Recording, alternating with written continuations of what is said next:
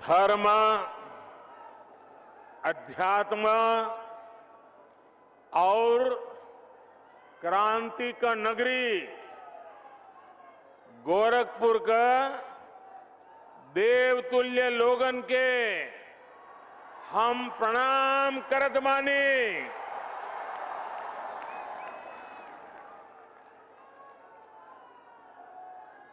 परमहंस योगानंद महायोगी गोरखनाथ जी,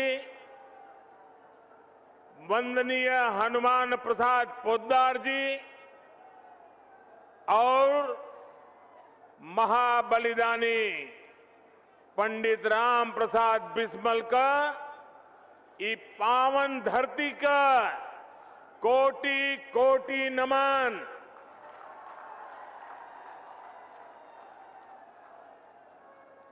आप सब लोग जमने खाद कारखाना और एम्स का बहुत दिन से इंतजार करत रहिल। आज वो घड़ी आ गईल बा। आप सबके बहुत बहुत बधाई। मेरे साथ मंच पर उपस्थित उत्तर प्रदेश की राज्यपाल श्रीमती आनंदीबेन पटेल जी, उत्तर प्रदेश के यशस्वी कर्मयोगी मुख्यमंत्री योगी आदित्यनाथ जी, उत्तर प्रदेश के उप मुख्यमंत्री केशव प्रसाद मौर्य, डॉक्टर दिनेश शर्मा, भारतीय जनता पार्टी उत्तर प्रदेश के अध्यक्ष श्री स्वतंत्र देव सिंह जी, अपना दल की राष्ट्रीय अध्यक्ष और मंत्रिमंडल में हमारी साथी बहन अनुप्रिया पटेल जी, निषाद पार्टी के अध्यक्ष भाई संजय निषाद जी, मंत्रिमंडल में मेरे सहयोगी श्री पंकज चौधरी जी, उत्तर प्रदेश सरकार के मंत्री श्री जय प्रताप सिंह जी, श्री सूर्य प्रताप शाही जी, श्री दारा सिंह चौहान जी, स्वामी प्रसाद मौर्य जी, उपेंद्र तिवारी जी, सतीश द्विवेदी जी, जयप्रकाश निषाद जी, राम चौहान जी, आनंद स्वरूप शुक्ला जी, संसद में मेरे साथीगण, यूपी विधानसभा और विधान परिषद के सदस्यगण और विशाल संख्या में हमें आशीर्वाद देने के लिए आए हुए मेरे प्यारे भाइयों और बहनों,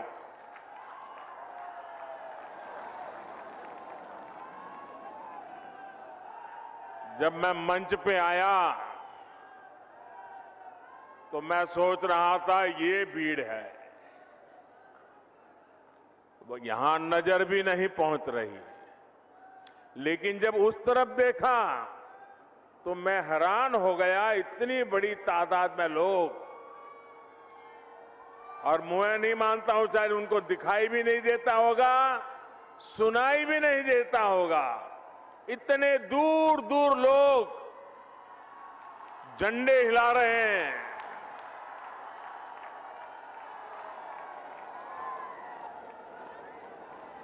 ये आपका प्यार, ये आपके आशीर्वाद हमें आपके लिए दिन रात काम करने की प्रेरणा देते हैं, ऊर्जा देते हैं, ताकत देते हैं। 5 साल पहले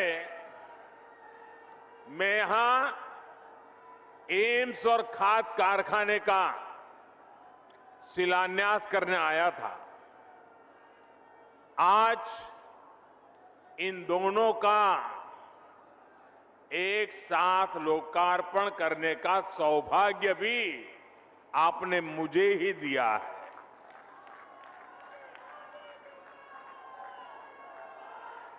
आईसीएमआर के रीजनल मेडिकल रिसर्च सेंटर को भी आज अपनी नई बिल्डिंग मिली है।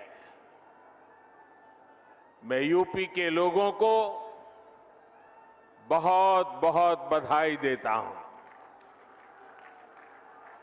साथियों, गोरखपुर में फर्टिलाइजर प्लांट का शुरू होना, गोरखपुर में एम्स का शुरू होना अनेक संदेश दे रहा है।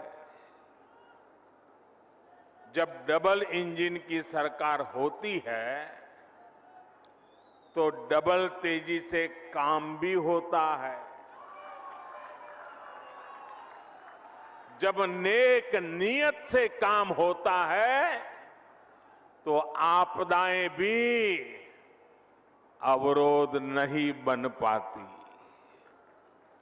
जब गरीब, शोषित, वंचित की चिंता करने वाली सरकार होती है तो वो परिश्रम भी करती है, परिणाम भी ला करके दिखाती है।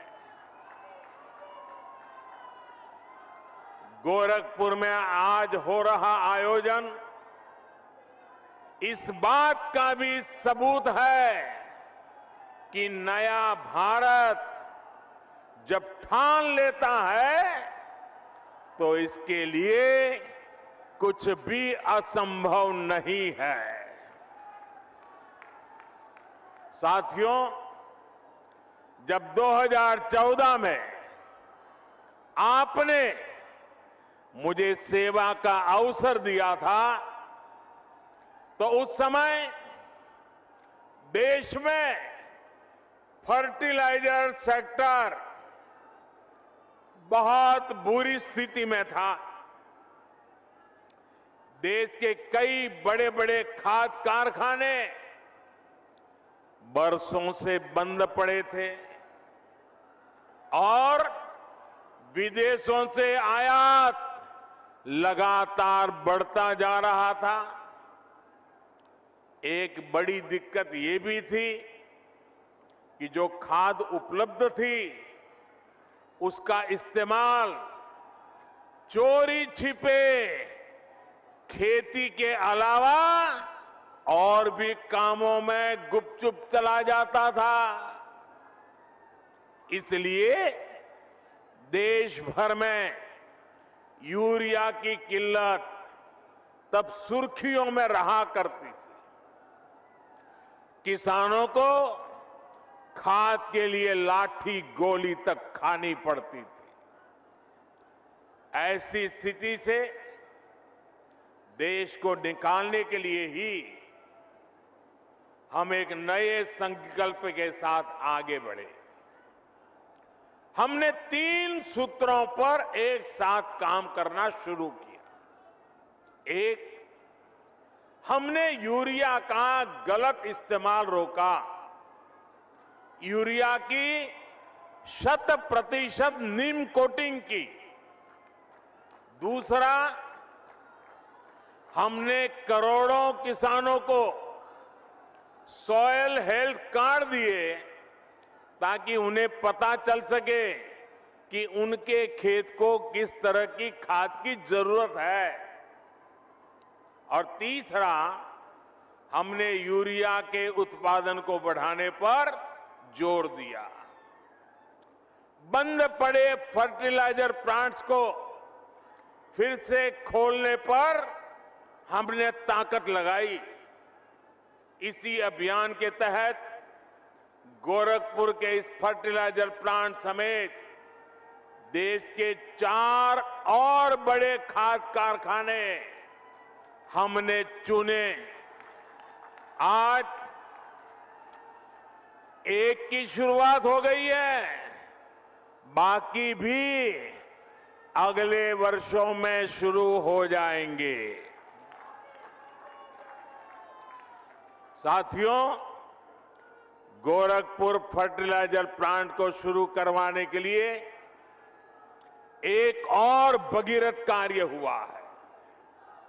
जिस तरह से भगीरथ जी गंगा जी को लेकर आए थे, वैसे ही इस फर्टिलाइजर प्लांट तक ईंधन पहुंचाने के लिए ऊर्जा गंगा को लाया गया है। पीएम ऊर्जा गंगा गैस पाइपलाइन परियोजना के तहत हल्दिया से जगदीशपुर पाइपलाइन बिछाई गई है। इस पाइपलाइन की वजह से गोरखपुर फर्टिलाइजर प्लांट तो शुरू हुआ ही है, पूर्वी भारत के दर्जनों जिलों में पाइप से सस्ती गैस भी मिलने लगी है। भाई और बहनों, फर्टिलाइजर प्लांट के शिलान्यास के समय मैंने कहा था, इस कारखाने के कारण गोरखपुर इस पूरे क्षेत्र में विकास की धुरी बनकर के उभरेगा। आज मैं इसे सच होते देख रहा हूं। ये खाद कारखाना राज्य के अनेक किसानों को पर्याप्त यूरिया तो देगा ही, इससे पूर्वांचल में रोजगार और स्वरोजगार के हजारों नए अवसर तैयार होंगे। अब यहां आर्थिक विकास की एक नई संभावना फिर से पैदा होगी। अनेक नए बिजनेस शुरू होंगे। खाद कारखाने से जुड़े सहायक उद्योगों के साथ ही ट्रांसपोर्टेशन और सर्विस सेक्टर को भी इससे बढ़ावा मिलेगा। साथियों, गोरखपुर खाद कारखाने की बहुत बड़ी भूमिका देश को यूरिया के उत्पादन में आत्मनिर्भर बनाने में भी होगी। देश के अलग अलग हिस्सों में बन रहे 5 फर्टिलाइजर प्लांट शुरू होने के बाद 60 लाख टन अतिरिक्त यूरिया देश को मिलेगा। यानी भारत को हजारों करोड़ रुपए विदेश नहीं भेजने होंगे, भारत का पैसा भारत में ही लगेगा। साथियों, खाद के मामले में आत्मनिर्भरता क्यों जरूरी है, ये हमने कोरोना के इस संकट काल में भी देखा है। कोरोना से दुनिया भर ने लॉकडाउन लगे, एक देश से दूसरे देश में आवाजाही रुक गई, सप्लाई चेन टूट गई। इससे अंतर्राष्ट्रीय स्तर पर खाद की कीमतें बहुत ज्यादा बढ़ गई। लेकिन किसानों के लिए समर्पित और संवेदनशील हमारी सरकार ने ये सुनिश्चित किया कि दुनिया में फर्टिलाइजर के दाम भले बढ़े, बहुत बढ़ गए, लेकिन वो बोझ हम किसानों की तरफ नहीं जाने देंगे। किसानों को कम से कम परेशानी हो, इसकी हमने जिम्मेवारी ली। आप हैरान हो जाएंगे सुनकर के भाइयों बहनों, इसी साल एनपीके फर्टिलाइजर के लिए दुनिया में दाम बढ़ने के कारण 43,000 करोड़ रुपए से ज्यादा सब्सिडी हमें किसानों के लिए बढ़ाना आवश्यक हुआ और हमने किया। यूरिया के लिए भी सब्सिडी में हमारी सरकार ने 33,000 करोड़ रुपयों की वृद्धि की। क्यों? कि दुनिया में दाम बढ़े, उसका बोझ हमारे किसानों पर न जाए। अंतर्राष्ट्रीय बाजार में जहां यूरिया 60-65 रुपये प्रति किलो बिक रहा है, वहीं भारत में किसानों को यूरिया 10 से 12 गुना सस्ता देने का प्रयास है। भाई और बहनों, आज खाने के तेल को आयात करने के लिए भी भारत हर साल हजारों करोड़ रुपए विदेश भेजता है। इस स्थिति को बदलने के लिए देश में ही पर्याप्त खाद्य तेल के उत्पादन के लिए राष्ट्रीय मिशन शुरू किया गया है। पेट्रोल डीजल के लिए कच्चे तेल पर भी भारत हर वर्ष 5-7 लाख करोड़ रुपए खर्च करता है। इस आयात को भी हम इथेनॉल और बायोफ्यूल पर बल देकर कम करने में जुटे हैं। पूर्वांचल का एक क्षेत्र तो गन्ना किसानों का गढ़ है। इथेनॉल गन्ना किसानों के लिए चीनी के अतिरिक्त कमाई का एक बहुत बेहतर साधन बन रहा है। उत्तर प्रदेश में ही बायोफ्यूल बनाने के लिए अनेक फैक्ट्रियों पर काम चल रहा है। हमारी सरकार आने से पहले यूपी से सिर्फ 20 करोड़ लीटर इथेनॉल तेल कंपनियों को भेजा जाता था। आज करीब करीब 100 करोड़ लीटर इथेनॉल अकेले उत्तर प्रदेश के किसान भारत की तेल कंपनियों को भेज रहे हैं। पहले खाड़ी का तेल आता था, अब झाड़ी का भी तेल आने लगा है। मैं आज योगी जी सरकार की इस बात के लिए सराहना करूंगा कि उन्होंने गन्ना किसानों के लिए बीते सालों में अभूतपूर्व काम किया है। गन्ना किसानों के लिए लाभकारी मूल्य हाल में 350 रुपये तक बढ़ाया है।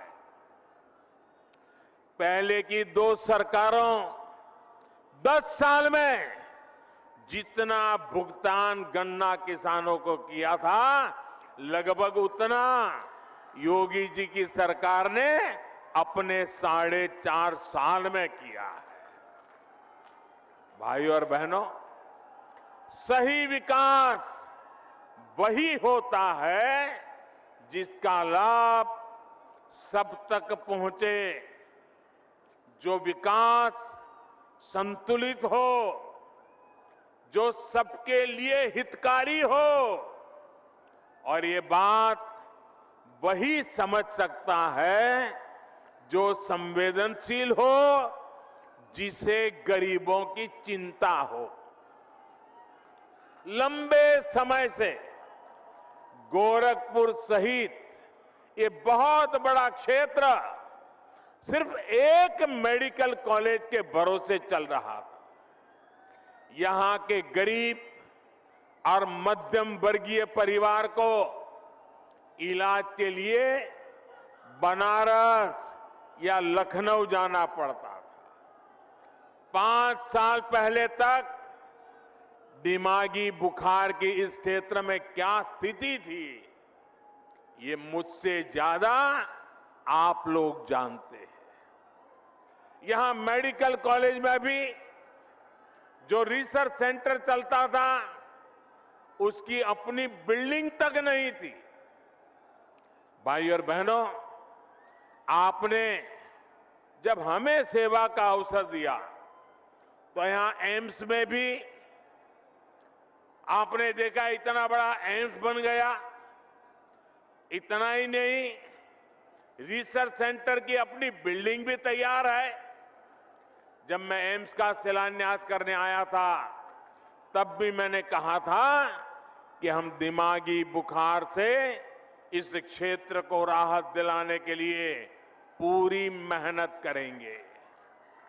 हमने दिमागी बुखार फैलाने की वजह को दूर करने का पर भी काम किया और इसके उपचार भी। आज वो मेहनत जमीन पर दिख रही है। आज गोरखपुर और बस्ती डिवीजन के 7 जिलों में दिमागी बुखार के मामले लगभग 90% तक कम हो चुके हैं। जो बच्चे बीमार होते भी हैं, उनमें से ज्यादा का जीवन बचा पाने में हमें सफलता मिल रही है। योगी सरकार ने इस क्षेत्र में जो काम किया है, उसकी चर्चा अब अंतर्राष्ट्रीय स्तर पर भी हो रही है। एम्स और आईसीएमआर रिसर्च सेंटर बनने से अब इंसेफ्लाइटिस से मुक्ति के अभियान को और मजबूती मिलेगी। इससे दूसरी संक्रामक बीमारियां, महामारियों के बीच उसके बचाव में भी यूपी को बहुत मदद मिलेगी। भाइयों और बहनों, किसी भी देश को आगे बढ़ने के लिए बहुत आवश्यक है कि उसकी स्वास्थ्य सेवाएं सस्ती हो, सर्वसुलभ हो, सबकी पहुंच में हो। वरना मैंने भी इलाज के लोगों को एक शहर से दूसरे शहर तक चक्कर लगाते, अपनी जमीन गिरवी रखते, दूसरों से पैसों के उधारी लेते हमने भी बहुत देखा है। मैं देश के हर गरीब, दलित, पीड़ित, शोषित, वंचित, चाहे वो किसी भी वर्ग का हो, किसी भी क्षेत्र में रहता हो, इस स्थिति से बाहर निकालने के लिए जी जान से जुटा हूं। पहले सोचा जाता था कि एम्स जैसे बड़े मेडिकल संस्थान बड़े शहरों के लिए होते हैं, जबकि हमारी सरकार अच्छे से अच्छे इलाज को, बड़े से बड़े अस्पताल को देश के दूर सुदूर क्षेत्रों तक ले जा रही है। आप कल्पना कर सकते हैं, आजादी के बाद से इस सदी की शुरुआत तक देश में सिर्फ एक एम्स था, एक। अटल जी ने 6 और एम्स स्वीकृत किए थे अपने कालखंड में। बीते 7 वर्षों में 16 नए एम्स बनाने पर देश भर में काम चल रहा है। हमारा लक्ष्य ये है कि देश के हर जिले में कम से कम एक मेडिकल कॉलेज जरूर हो। मुझे खुशी है कि यहां यूपी में भी अनेक जिलों में मेडिकल कॉलेज का काम तेजी से आगे बढ़ रहा है। और अभी योगी जी पूरा वर्णन कर रहे थे कहां मेडिकल कॉलेज का काम हुआ है। हाल में ही यूपी के 9 मेडिकल कॉलेज का एक साथ लोकार्पण करने का अवसर आपने मुझे भी दिया था। स्वास्थ्य को दी जा रही सर्वोच्च प्राथमिकता का ही नतीजा है कि यूपी लगभग 17 करोड़ टीके के पड़ाव पर पहुंच रहा है। भाइयों और बहनों, हमारे लिए 130 करोड़ से अधिक देशवासियों का स्वास्थ्य सुविधा और समृद्धि सर्वोपरि है।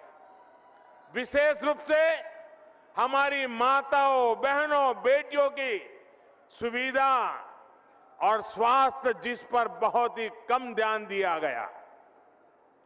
बीते सालों में पक्के घर, शौचालय, जिसको आप लोग इज्जत घर कहते हैं, बिजली, गैस, पानी, पोषण, टीकाकरण, ऐसी अनेक सुविधाएं जो गरीब बहनों को मिली है, उसके परिणाम अब दिख रहे हैं। हाल में जो फैमिली हेल्थ सर्वे आया है, वो भी कई सकारात्मक संकेत देता है। देश में पहली बार महिलाओं की संख्या पुरुषों से अधिक हुई है। इसमें बेहतर स्वास्थ्य सुविधाओं की भी बड़ी भूमिका है। बीते 5-6 सालों में महिलाओं का जमीन और घर पर मालिकाना हक बढ़ा है और इसमें उत्तर प्रदेश टॉप के राज्यों में है। इसी प्रकार बैंक खाते और मोबाइल फोन के उपयोग में भी महिलाओं की संख्या में अभूतपूर्व वृद्धि दर्ज की गई है। साथियों, आज आपसे बात करते हुए मुझे पहले की सरकारों का दोहरा रवैया, जनता से उनकी बेरुखी भी बार बार याद आ रही है। मैं इसका जिक्र भी आपसे जरूर करना चाहता हूं। सब जानते थे कि गोरखपुर का फर्टिलाइजर प्लांट इस पूरे क्षेत्र के किसानों के लिए, यहां रोजगार के लिए कितना जरूरी था, लेकिन पहले की सरकारों ने इसे शुरू करवाने में कोई दिलचस्पी नहीं दिखाई। सब जानते थे कि गोरखपुर में एम्स की मांग बरसों से हो रही थी, लेकिन 2017 से पहले जो सरकार चला रहे थे, उन्होंने एम्स के लिए जमीन देने में हर तरह के बहाने बताए।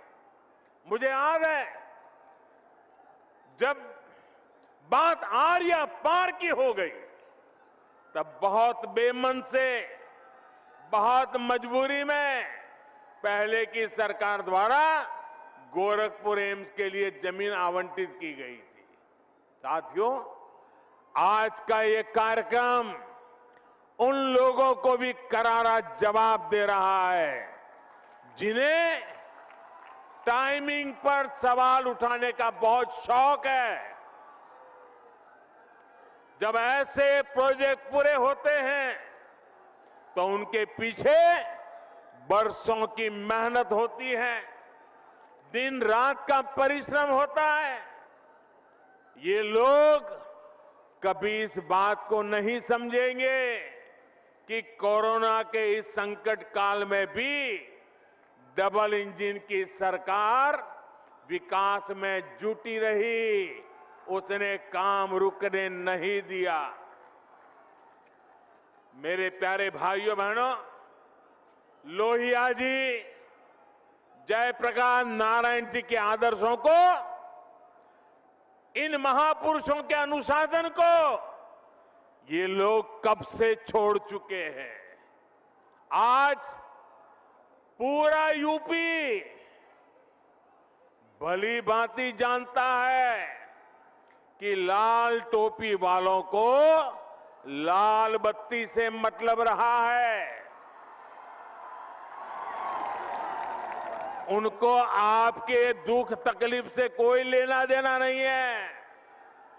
ये लाल टोपी वालों को सत्ता चाहिए, घोटालों के लिए, अपनी तिजोरी भरने के लिए, अवैध कब्जों के लिए, माफियाओं को खुली छूट देने के लिए। लाल टोपी वालों को सरकार बनानी है आतंकवादियों पर मेहरबानी दिखाने के लिए, आतंकियों को जेल से छुड़ाने के लिए। और इसलिए याद रखिए, लाल टोपी वाले यूपी के लिए रेड अलर्ट है, रेड अलर्ट, यानी खतरे की घंटी है। साथियों, यूपी का गन्ना किसान नहीं भूल सकता है कि योगी जी के पहले की जो सरकार थी उसने कैसे गन्ना किसानों को पैसे के भुगतान में रुला दिया था। किस्तों में जो पैसा मिलता था उसमें भी महीनों का अंतर होता था। उत्तर प्रदेश में चीनी मिलों को लेकर कैसे कैसे खेल होते थे, क्या क्या घोटाले किए जाते थे, इससे पूर्वांचल और पूरे यूपी के लोग अच्छी तरह परिचित है। साथियों, हमारी डबल इंजन की सरकार आपकी सेवा करने में जुटी है, आपका जीवन आसान बनाने में जुटी है। भाइयों बहनों, आपको विरासत में जो मुसीबतें मिली हैं, हम नहीं चाहते हैं कि आपको ऐसी मुसीबतें विरासत में आपके संतानों को देने की नौबत आए। हम ये बदलाव लाना चाहते हैं। पहले की सरकारों के वो दिन भी देश ने देखे हैं जब अनाज होते हुए भी गरीबों को नहीं मिलता था। आज हमारी सरकार ने सरकारी गोदाम गरीबों के लिए खोल दिए हैं और योगी जी पूरी ताकत से हर घर अन्न पहुंचाने में जुटे हुए हैं।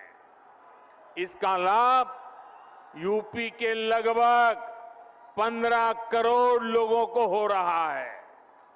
हाल ही में पीएम गरीब कल्याण अन्न योजना को होली से आगे तक के लिए बढ़ा दिया गया है।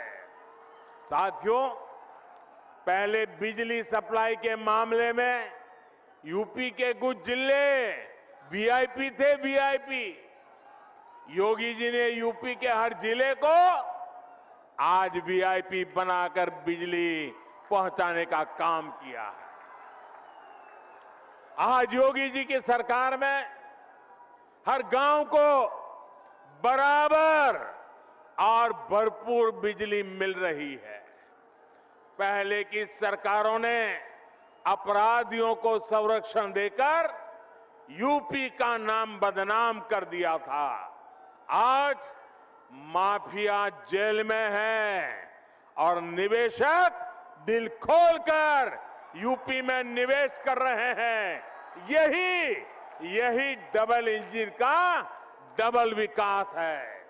इसलिए डबल इंजन की सरकार पर यूपी को विश्वास है। आपका ये आशीर्वाद हमें मिलता रहेगा। इसी अपेक्षा के साथ एक बार फिर से आप सबको बहुत बहुत बधाई। मेरे साथ जोर से बोलिए, भारत माता की, भारत माता की, भारत माता की। बहुत बहुत धन्यवाद।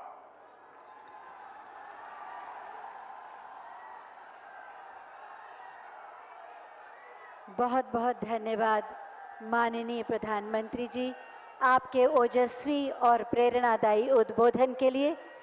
आप हमारा विश्वास हैं, आप हमारा स्वाभिमान हैं, आप हमारा गौरव हैं।